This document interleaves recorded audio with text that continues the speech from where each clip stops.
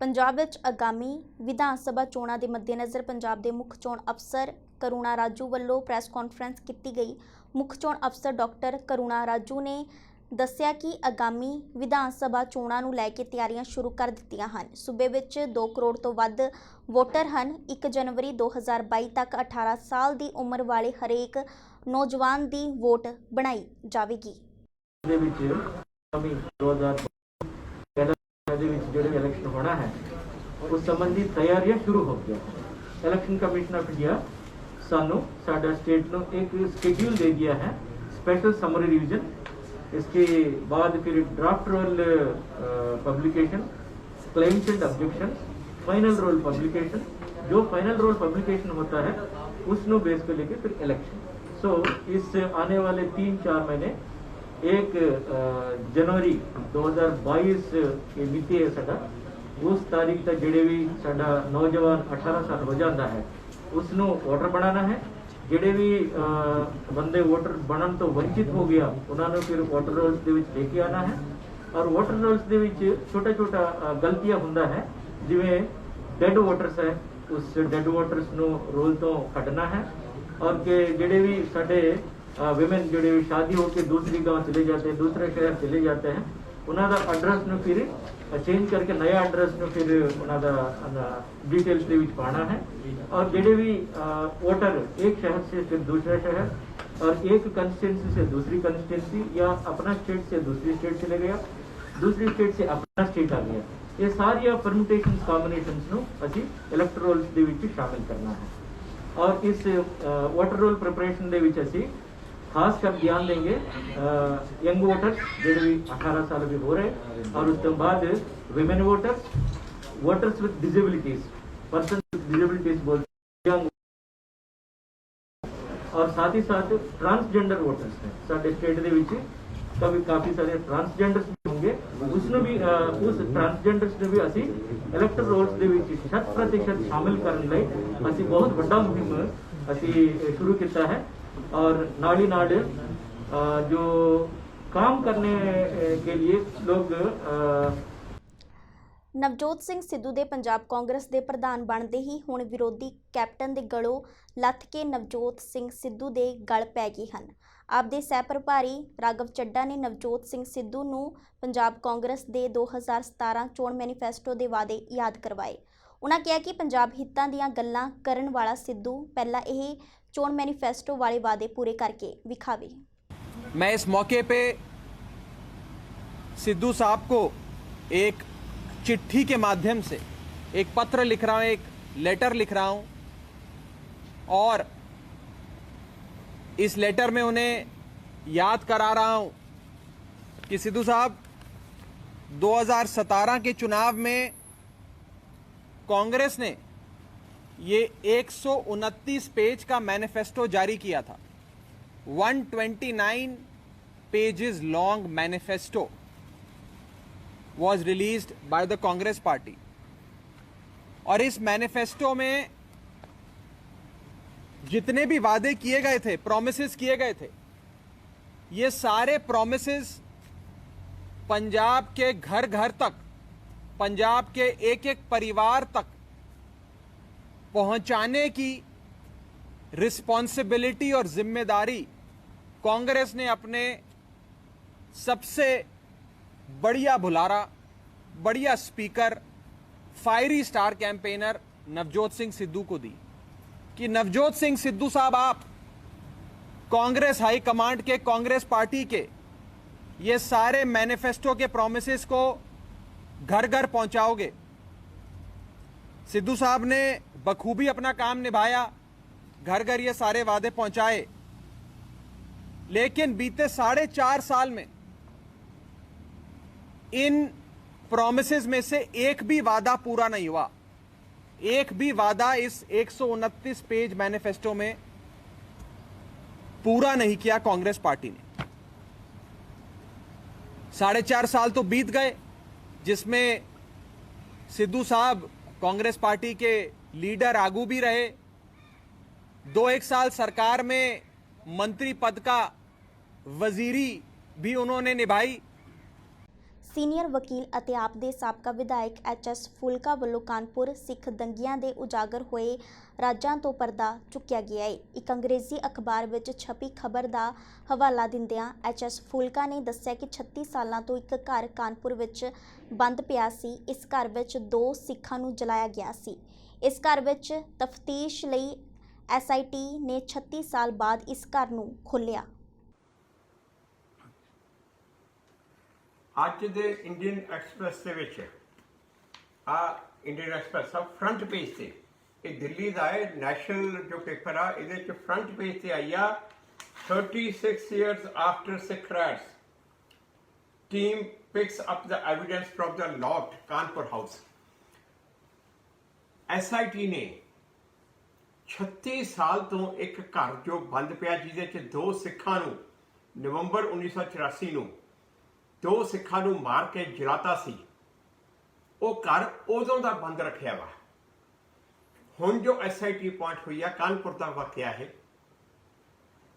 SIT ਨੇ ਜਾ ਕੇ ਉਹ ਘਰ ਨੂੰ ਖੋਲਿਆ ਤੇ ਉੱਥੋਂ ਐਵੀਡੈਂਸ ਕਲੈਕਟ ਕੀਤਾ, ਉਹ ਸਿੱਖਾਂ ਨੂੰ ਮਾਰਨ ਦਾ ਤੇ ਨਾਲੇ ਉਹਨਾਂ ਨੂੰ ਜਲਾਉਣ ਦਾ। ਉਹ ਹੁਣ ਜਾ ਕੇ SIT ਨੇ ਐਵੀਡੈਂਸ ਕਲੈਕਟ ਕੀਤਾ। ਇਹ ਨਵੇਂ ਜਿਹੜੇ ਕੇਸ SIT ਨੇ ਖੋਲੇ ਆ ਉਹਨਾਂ ਵਿੱਚੋਂ ਇੱਕ ਕੇਸ ਆ। ਇਸ ਦੇ ਵਿੱਚ 1 ਨਵੰਬਰ ਨੂੰ ਤੇਜ ਪ੍ਰਤਾਪ ਸਿੰਘ ਜੋ 45 ਸਾਲ ਦੇ ਸੀ ਤੇ ਉਹਨਾਂ ਦਾ ਬੇਟਾ ਸਤਪਾਲ ਸਿੰਘ ਜੋ ਸਿਰਫ 22 ਸਾਲ ਦਾ ਸੀ, ਉਹਨਾਂ ਨੂੰ ਮੌਤ ਨੇ ਮਾਰਿਆ। ਇਹ ਕਾਨਪੁਰ ਦਾ ਵਾਕਿਆ ਤੇ ਇਹ ਜਿਹੜਾ ਕਾਨਪੁਰ ਦੇ ਵਿੱਚ ਜੋ ਇਨਸੀਡੈਂਟ ਹੋਏ ਇਹ 1 ਨਵੰਬਰ ਨੂੰ ਸ਼ੁਰੂ ਤੋਂ ਹੋਏ ਤੇ ਇਹ ਸਾਰੇ ਜੋ ਉੱਥੇ ਸਿੱਖਾਂ ਦਾ ਕਤਲੇਆਮ ਹੋਇਆ ਉਹ ਉੱਥੋਂ ਦਾ ਜਿਹੜਾ DM ਸੀ ਬਰਜਿੰਦਰ ਉਹਦੇ ਕਰਕੇ ਹੋਇਆ। ਉਸਨੇ ਆਪ ਕੋਲੇ ਖੜ ਕੇ ਮੌਤ ਤੋਂ ਸਿੱਖਾਂ ਨੂੰ ਕਤਲ ਕਰਵਾਇਆ। ਇਹ ਮੈਨੂੰ ਯਾਦ ਆ ਉਹ 1985 ਚ ਜਦੋਂ ਮਿਸ਼ਰਾ ਕਮਿਸ਼ਨ ਅਪੁਆਇੰਟ ਹੋਇਆ ਤੇ ਉਦੋਂ ਮੈਂ ਵੀ ਕਾਨਪੁਰ ਗਿਆ ਸੀ। ਉੱਥੇ ਕਮੇਟੀ ਬਣਾਈ ਸੀ, ਉੱਥੇ ਹਰਬੰਸ ਸਿੰਘ ਭੱਲਾ ਹੁੰਦੇ ਸੀ ਜੋ ਕਾਨਪੁਰ ਦੇ ਵਿੱਚ ਇੱਕ ਬੜੇ ਵੱਡੇ ਲੀਡਰ ਸੀ। ਉਹਨਾਂ ਦੇ ਘਰੇ ਰਹਿ ਕੇ ਹੀ ਅਸੀਂ ਉੱਥੇ ਐਫੀਡੇਵਿਟ ਇਕੱਠੇ ਕੀਤੇ ਸੀ।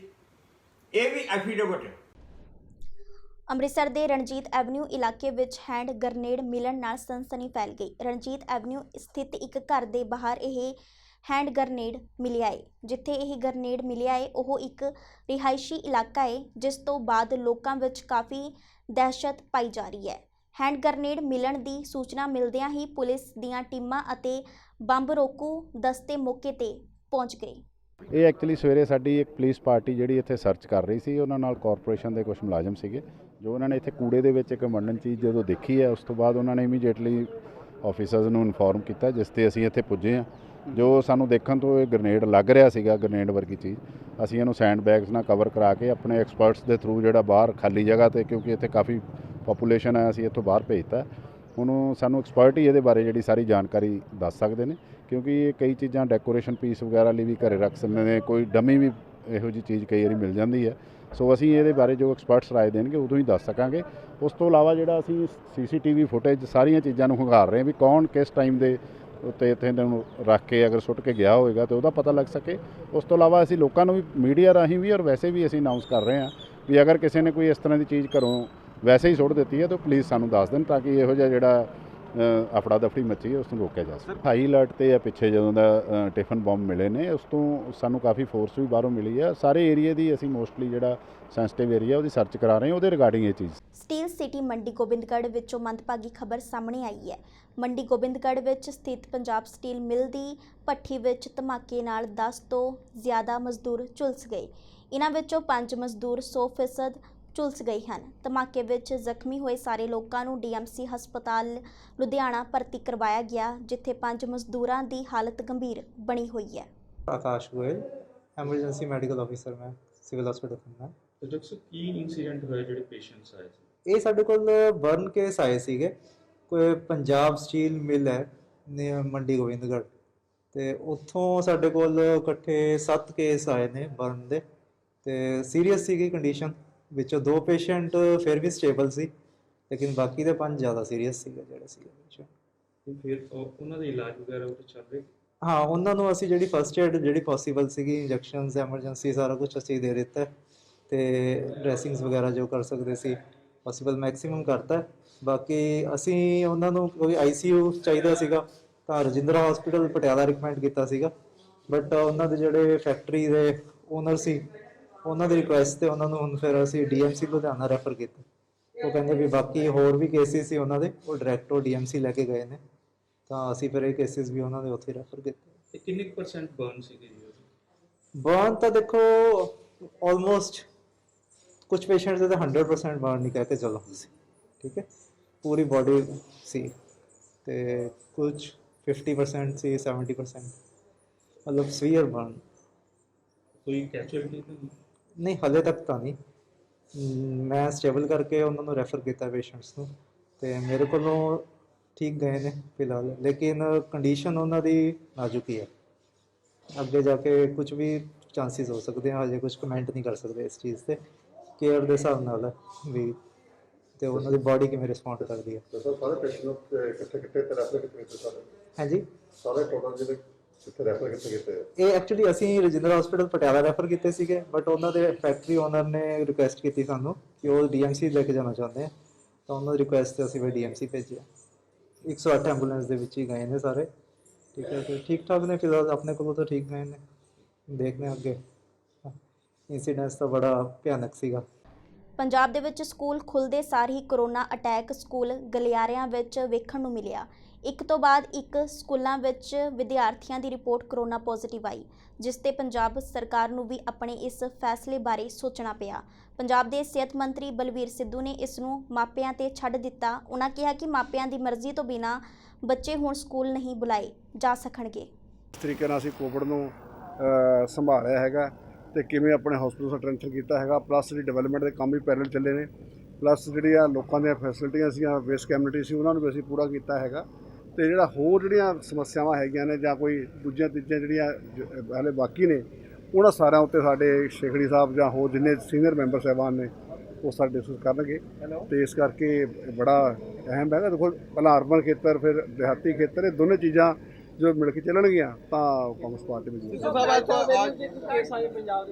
ਹਾਂਜੀ, ਨਹੀਂ ਸਿਰਫ 2 ਕੇਸ ਆਏ ਸੀ, ਇੱਕ ਲੁਧਿਆਣੇ ਇੱਕ ਪਟਿਆਲੇ, ਉਦੋਂ ਬਾਅਦ ਕੋਈ ਡਾਇਗਨੋਸ ਨਹੀਂ ਹੋਇਆ। ਲੇਕਿਨ ਬਾਕੀ ਜਿਹੜਾ ਹੈਗਾ ਥੋੜ੍ਹਾ ਬਹੁਤ ਅਸੀਂ ਜੋ ਕਰਨ ਲੱਗੇ ਹਾਂ, ਆਪਣੀ ਸੀਰੋ ਸਰਵੇ ਕਰਨ ਲੱਗੇ ਹਾਂ, ਉਹਦੇ 'ਚ 50% ਜਿਹੜਾ ਰਿਜ਼ਲਟ ਆਏ ਨੇ ਉਹ 'ਚੋਂ ਕਿ ਸਿਰਫ 21,000 ਕੁਛ ਅਸੀਂ ਜਿਹੜੇ ਬੱਚੇ ਟੈਸਟ ਕੀਤੇ, 33 ਬੱਚੇ ਪੋਜ਼ਿਟਿਵ ਆਏ ਸੀ।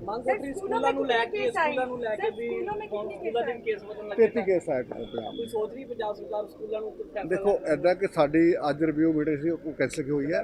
ਕੱਲ੍ਹ ਆਪਣਾ ਰਿਵਿਊ ਮੀਟਿੰਗ ਸ਼ਾਇਦ ਕੱਲ੍ਹ ਹੋਏਗੀ, ਉਹਦੇ ਜਿਹੜੀ ਸਾਡੀ ਐਕਸਪਰਟ ਕਮੇਟੀ ਉਹ ਸਾਨੂੰ ਗਾਈਡ ਕਰੇਗੀ ਕਿ ਸਾਨੂੰ ਕੀ ਫਰਦਰ ਕੀ ਇਨੀਸ਼ੀਏਟਿਵ ਲੈਣ ਦੀ ਜ਼ਰੂਰਤ ਹੈਗੀ ਹੈ। सर छोटी क्लास के बच्चों को क्या आगे बुलाया जाएगा या नहीं? ਨਹੀਂ, ਉਹ ਉਹਨਾਂ ਦੇ ਪੇਰੈਂਟਸ ਉੱਪਰ ਡਿਪੈਂਡ ਕਰਦਾ। ਜੇਕਰ ਉਹਦੇ ਪੇਰੈਂਟਸ ਚਾਹਣਗੇ ਤਾਂ ਉਹ ਭੇਜ ਸਕਦੇ, ਜੇ ਪੇਰੈਂਟਸ ਦੀ ਕੰਸੈਂਟ ਤੋਂ ਬਗੈਰ ਨਹੀਂ ਸੀ ਕਿਸੇ ਗੱਲ। ਸਿੱਧੂ ਸਾਹਿਬ, ਆਮ ਆਦਮੀ ਪਾਰਟੀ ਵੱਲੋਂ ਵੀ ਅੱਜ ਕਰਦਾ ਤੁਹਾਡੇ ਕਰਦਾ ਕਿ ਰਾਜ ਕੀਤਾ ਜਾ ਰਿਹਾ, ਕੀ ਕਹਿਣਾ ਚਾਹੁੰਦੇ? ਆਮ ਆਦਮੀ ਪਾਰਟੀ ਮੇਰਾ ਪਹਿਲਾਂ ਵੀ ਕਰਦੀ ਰਹੀ ਹੈ, ਹੁਣ ਵੀ ਕਰਦੀ ਹੈ, ਕੋਈ ਪਹਿਲੀ ਗੱਲ ਨਵੀਂ ਗੱਲ ਤਾਂ ਹੈ ਨਹੀਂ, ਲੇਕਿਨ ਅਸੀਂ ਕੰਮ ਕਰਨਾ, ਕੰਮ ਕਰਾਂਗੇ। साहब आएंगे क्या आज की मीटिंग में? यहाँ पर मुख्यमंत्री कैप्टन अमरिंदर पटियाला शहरी को रिप्रेजेंट करते हैं, क्या वो आएंगे सर आज? आप उनसे बात कीजिए ना मैडम। सर ਅੱਜ ਨਗਰ ਕੌਂਸਲ ਦੇ ਉਹਨਾਂ ਦੇ ਨਾਲ ਮੀਟਿੰਗ ਹੈਗੀ ਨਵਜੋਤ ਸਿੰਘ ਸਿੱਧੂ, ਕੀ ਲੱਗਦਾ ਕਿ ਹਿਦਾਇਤਾਂ ਦੀ ਰਣਨੀਤੀ ਤਿਆਰ? ਨਹੀਂ ਮੈਡਮ, ਉਹ ਹਾਲੇ ਤਾਂ ਮੀਟਿੰਗ ਹੋਣੀ ਹੈ ਨਾ, ਉਸ ਤੋਂ ਪਹਿਲਾਂ ਥੋੜ੍ਹਾ ਗੱਲ ਹੋਏਗੀ। ਪਹਿਲਾਂ ਸਾਰੇ ਲਈ ਹਰ ਮੀਟਿੰਗ ਜ਼ਰੂਰੀ ਹੁੰਦੀ ਹੈ, ਚਾਹੇ ਇਲੈਕਸ਼ਨ ਪੰਜਾਬ ਦੀ ਹੋਵੇ, ਚਾਹੇ ਇਲੈਕਸ਼ਨ ਮਿਊਨਿਸਪਲ, ਚਾਹੇ ਇੱਕ ਪੰਚ ਦੀ ਵੀ ਕਿਉਂ ਨਾ ਹੋਵੇ, ਉਹਦੇ ਵਾਸਤੇ ਬਕਾਇਦਾ ਸਾਨੂੰ ਜਿਹੜੀ ਸਟ੍ਰੈਟਜੀ ਤਾਂ ਬਣਾਉਣੀ ਪੈਂਦੀ ਹੈ।